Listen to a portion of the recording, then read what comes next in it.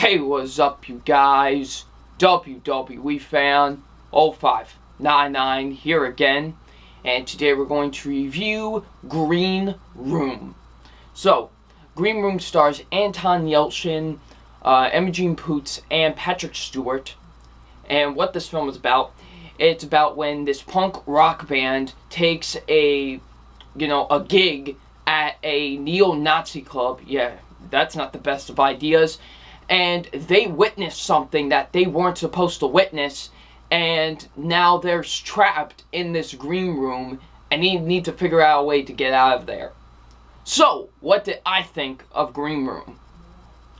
I was really looking forward to this movie because I thought the trailers were great. I thought the trailers were really great to the movie, and the movie had a lot of hype around it, honestly. The movie did have a lot of hype around the film. I gotta say, I was disappointed. I really was. I was really, really disappointed in this movie. Now, I didn't hate this movie. Now, let me say this. If you love or even like this movie, great. I am glad you enjoyed this movie. I could see why people like this movie. Trust me, I do. Just like with The Witch, I could see why people like this movie. But I just didn't get it. I just didn't really know what was so great about it. I just thought it was just meh, really. It was just okay, to be honest. So, let's get into my positives. My positives with the film are the acting. At least just 3 people in the film, really, I thought were really good. First, Anton Yelchin. He was really good. He was great, honestly. I thought he, did a really great job in the movie. I really enjoyed him in the film, It sucks that he's no longer with us. And I wish, I wish he was still here with us because, man, the dude was such a great actor. He had so much potential, and he could have done a lot in his career. And this movie definitely showed it. I thought he was really, really great in this movie. I really enjoyed his character. The one girl that was in the band, I actually thought she was really good, too. I really enjoyed her in the film. I thought she did a good job as well. But the one that gives the best performance in the entire film is Patrick Stewart. Patrick Stewart was intimidating as this villain. And he's not like all angry and stuff. He's still the calm and collected Patrick Stewart that we all know and love, but he's menacing at the same time. And I thought he was just absolutely great in this movie. The intense moments. There were some really, really intense moments in this movie, to be honest. I thought the intense moments were really good. I think they really, really did a really good job with the film. So yeah, I thought the intense moments were really good. I thought the way they handled the violence in the movie was really good as well. It didn't feel grotesque. It didn't feel like, oh, here's just violence for the sake of violence. No, it felt real, and it felt like it needed to be needed at those points. So I thought the violence was very well handled. Like I said, didn't feel grotesque, didn't feel out of place and just not needed. So I thought they handled the violence perfectly well. I thought the movie, like I said, has a great villain. It really does. It has just a great villain behind it with Patrick Stewart. Patrick Stewart is one of the best villains of the year. He really is. I loved him as the villain in this movie. He was just so great. Like I said, he's still the calm, collected Patrick Stewart, as we all know. It's basically Professor X was a neo-Nazi, basically. And he was just awesome. I thought he did an absolutely great job as the villain. And the movie did for sure have a great villain. And the biggest positive that I can give this movie is the directing. The directing is beautiful with this movie. This is one of the best directed films of the year.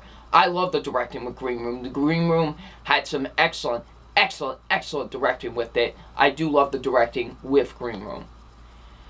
Now let's get into my negatives, because I do have a lot of negatives with the film. And first being that it's one of my biggest problems. It's not the biggest problem, but it's one of the biggest problems. And that is the acting in the film. It's pretty bad, honestly. The rest of the acting is really, really bad, to be honest. And I just didn't care about any of these characters. Mostly, a lot of the characters I didn't care for. Like Imogen Poots' character, I could care less about her character. It's just like, oh, she was there when the murder happened. Now she's stuck with them. That's basically all it is. And I just didn't really care for her. Same goes with the other 2 band members. I didn't really care for those characters either, And plus their acting was really, really atrocious. They were really bad, honestly. And I just didn't care for them, honestly. And like, and the worst actor probably in the entire film is this guy that plays like this bodyguard, who's like bodyguarding the door and stuff. Man, he was bad. Plus, he gives the weakest clothesline I've ever seen in my life. If you've seen the movie, you know what I'm talking about. Man, that was bad. So yeah, he was really, really bad. And yeah, that's just one of my biggest problems is that, like, if something happens to these characters, I won't care because I didn't care for them. They are very underdeveloped. That's why I wish they would have done more as well. Develop these characters a little bit more. The movie's only an hour and 35 minutes. It could have been a little bit longer to develop these characters to where I care about them, but I just didn't. The dialogue, oh my goodness, the dialogue is really, really, really bad with this movie. The only people, like I said, that were able to at least speak some good dialogue were Anton Yelchin, the girl that was in the band, and Patrick Stewart. That's it. Everyone else, woo, what were they doing? Really, this dialogue was awful. Like, really, really bad. Especially, like I said, the bodyguard dude, holy moly. Just the dialogue was really, really bad in this movie, and he definitely could have improved with the dialogue with the film.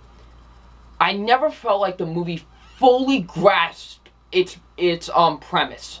It never really fully grasped it, like grasp it. You know what I mean? It never fully grasped the premise with the film. Like, these guys are trapped in this room, all intensity starts to happen. I never thought they fully grasped on it, and they could have done a lot better with it. You know what I mean? Now, a lot of people have been saying that, like, oh, it's the modern day Saw, so that got me a little bit excited too. So are we gonna see, like, maybe like someone sets up a bear trap and then someone steps on it, maybe like crushes their foot? Maybe some traps like that, not like Saw traps or anything, but I was thinking like traps like that. You know what I mean? But no, it doesn't even do that at all, really, honestly. And I just never felt like the movie really grasped. I know I keep on saying it, but it's the truth. It never really grasped. Well, I won't say the truth. That's just how I feel. That it never grasped its full potential with its premise. I thought some of the character decisions were really, really stupid, honestly. And, you know, I just felt like punching them in the face with some of the decisions that they make. First off, why would you make a decision to play at a neo-Nazi group band, like a group bar? Like, seriously, even if I had no money, I wouldn't even take that offer, because it's a stupid thing to do. It really is. And just some of the stupid things that these characters do in this movie were really, really bad. I felt like the writing was really, really bad. I don't know what were they thinking. Like, this writing was really, really, really bad, to be honest. Like, this movie had some really, really, really bad writing. It's one of the worst screenplays of the year. At least I think so. It really is. This was atrocious, this writing. The pacing, oh my goodness, this movie is so boring. It's so boring and bland. That's my biggest problem. Is that it's so boring and bland, this movie. It's just really bland. It's a bland movie. And I even said this in my Shallows review. You know, you can't serve the steak first.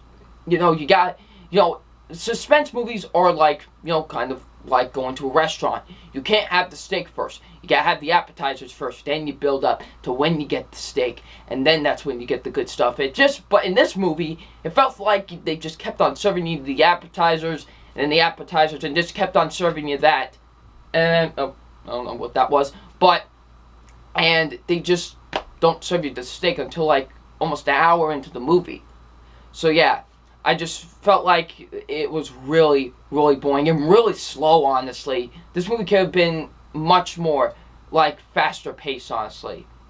And the ending, man, the ending was so abrupt to this movie. Like, really, it was. Like, I'm not gonna spoil it, but just, it was so abrupt, like, so out of place. Even I went at the ending, okay? Like, just, it was so abrupt and just so, like, up, end credits.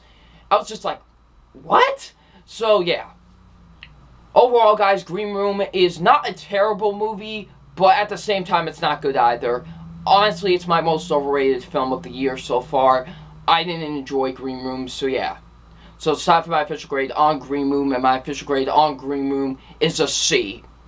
Like I said, not a bad movie, just wasn't that impressed with it, to be honest. And like I said, if you love this movie, or if you even like the film, good for you. I'm glad you enjoyed the movie. You know, of course, I'm not going to bash your opinion if you enjoyed it. You know, I'm glad you enjoyed it. It's just, I just didn't. I just didn't really find what was so great about it, like most people were saying about the film. So, yeah.